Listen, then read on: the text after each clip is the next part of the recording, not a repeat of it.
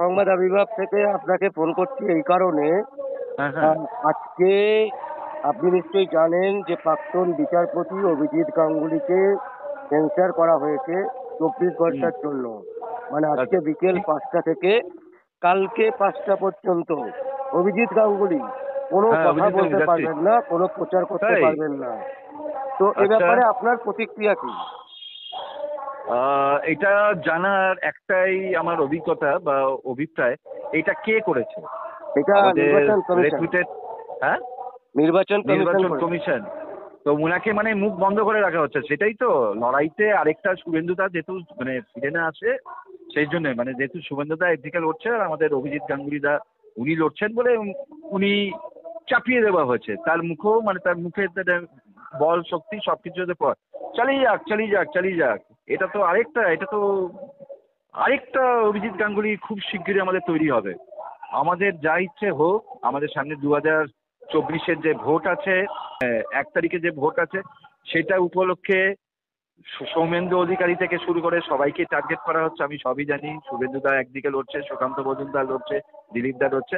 এবার আমিও জানি যে এখানে অভিজিৎ গাঙ্গুলিও ঢুকে পড়েছে। এটা নতুন কিছু নেই। নির্বাচন কমিশন তো পুতুল হয়ে গেছে। সেটা সবাই অল ওভার ইন্ডিয়া জানে, সবাই অল ওভার বেঙ্গল জানে। তো এইটা নিয়ে আর বলার কি আছে? এটা সবাই জানে এটা।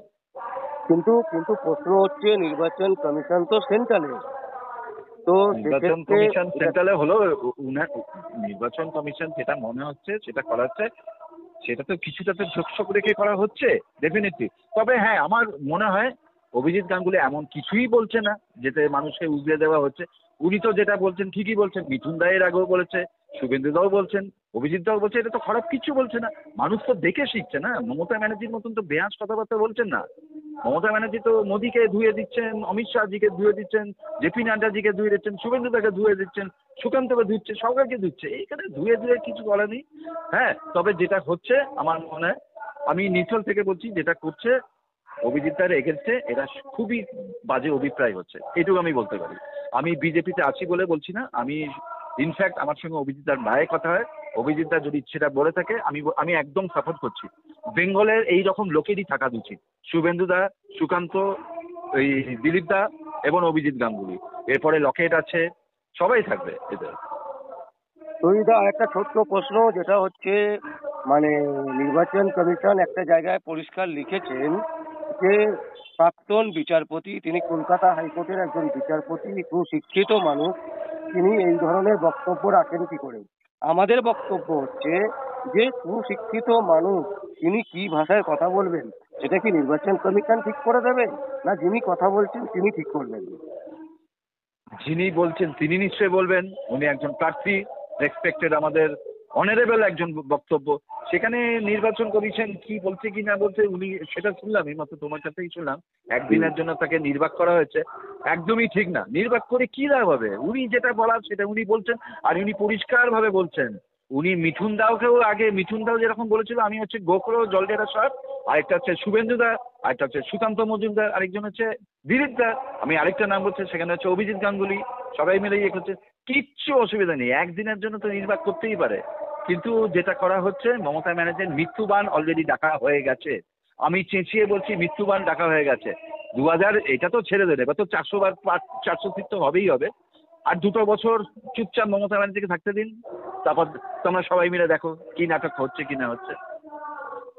অসংখ্য ধন্যবাদ। পরে আপনাকে আবার যোগাযোগ করবো। Thank you. দাদা, অভিজিৎ বাবুর প্রচারে নির্বাচন কমিশন নিষেধাজ্ঞা জারি করলো 24 ঘন্টার জন্য, বিকেল 5টা অবধি, মানে আজ থেকে কাল।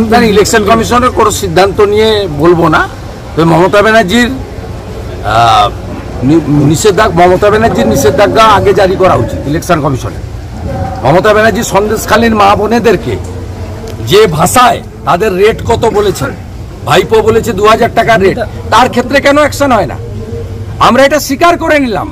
ইলেকশন কমিশনের সিদ্ধান্ত মানা উচিত। 24 ঘন্টা তিনি অফিসে বসে কাজ করবেন, বাড়িতে বসে কাজ করবেন, কোনো অসুবিধা হবে না।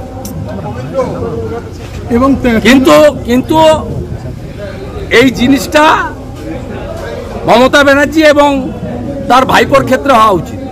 মাননীয় অভিজিৎ গাঙ্গুলি নিজে থেকে কিছু বলেননি।